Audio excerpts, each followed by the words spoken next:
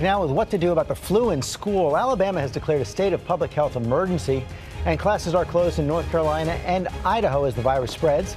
ABC TJ Holmes here with how to help keep your children healthy. Hey, TJ. Hey, George, we teach them sharing is caring. We want them to share when they're at school with their classmates. Well, sharing during flu season with your classmates can get you a cough, a runny nose, a fever, and a trip to the doctor. So how do you curb your child's habits in a classroom where, as you're about to see, germs spread shockingly fast?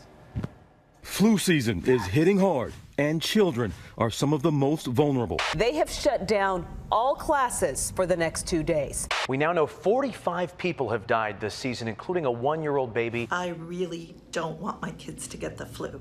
So while they're at school, I remind them that they should wash their hands. I tell them, don't touch your eyes, don't touch your nose, don't touch your mouth. In Idaho, an entire school district shut down because of the flu. In North Carolina, this school closed after 160 kids fell ill. The CDC says flu is most dangerous to children under 5 because their immune systems are not as developed as those of older children.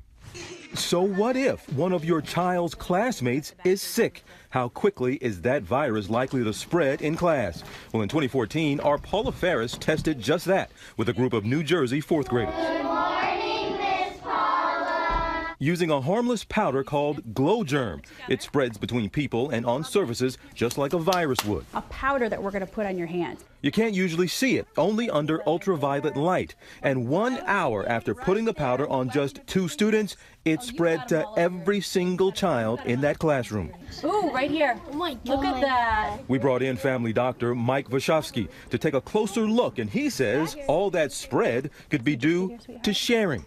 Oh, look at that. Kids love to share pencils, they love to share toys, but when that happens, you're going to have a lot of germ interaction as well. But also striking, most of the children transferred the powder to their faces, where it can enter the body. You can see you rubbed your nose right there. So this is really interesting.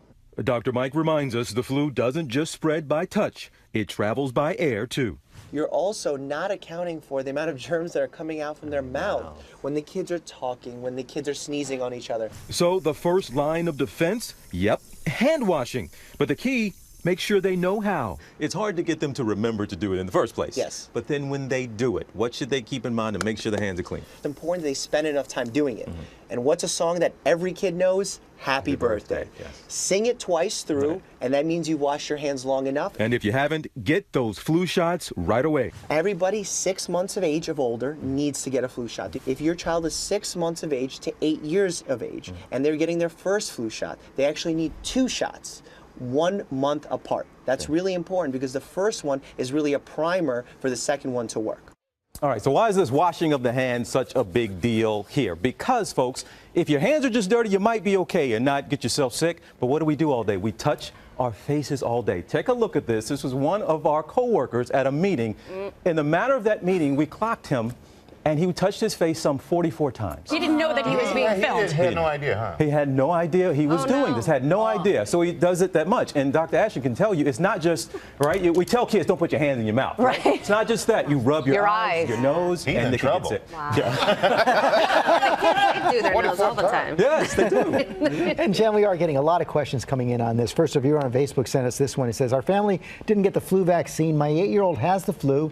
Should I get the vaccine for my other son even though he has been exposed? Okay, so a couple of important things to clarify here. First of all, vaccine recommendations in children, we need to clarify if they have never been vaccinated against the flu and they are over 6 months of age and under 9 years of age, which means 8 years and 11 months, they need 2 doses 1 month apart if it's their first time getting vaccinated. Vaccine is still the first most important line of defense. If you have a known or suspected even exposure in your home, then you're talking about the use of something like Tamiflu, antiviral medication. It is available generic now. It's available in liquid form to reduce not only the contacts getting sick, but to shorten the duration of symptoms and severity. And new information on these antivirals. You've heard us in the past say they only work in the first 48 hours. New data out of the CDC suggests that is not true. There is particularly a survival benefit in higher risk patients if given after that 2-day window.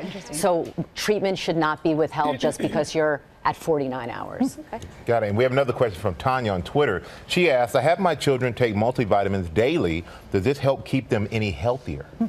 That is such an important question, you guys. And the people who like vitamins are going to be loath to stop taking them. It's controversial when it comes to the flu virus. There was a big study last year in the British Medical Journal that suggested, based on observation and association, that people who took vitamin D supplementation slightly had lower risk of getting the cold virus or flu virus. More is not better, so don't overdo it. And the verdict is still out on that. And real quick, we know it's particularly dangerous to pregnant women, elderly, and children. And Ginger, I know you're really sitting concerned. here terrified. I know. You're keeping your son out of school, right? Because I have a 2-year-old. He goes to nursery school just 3 hours, 2 days a week. But I don't want him to be there while I'm like this. Is that crazy? Am I too that's an terrified? individual decision, but I will tell you when it comes to pregnancy, that is a very high-risk population. They're at higher risk for complications and deaths. The only patient I ever had died of influenza while pregnant. I take it very seriously.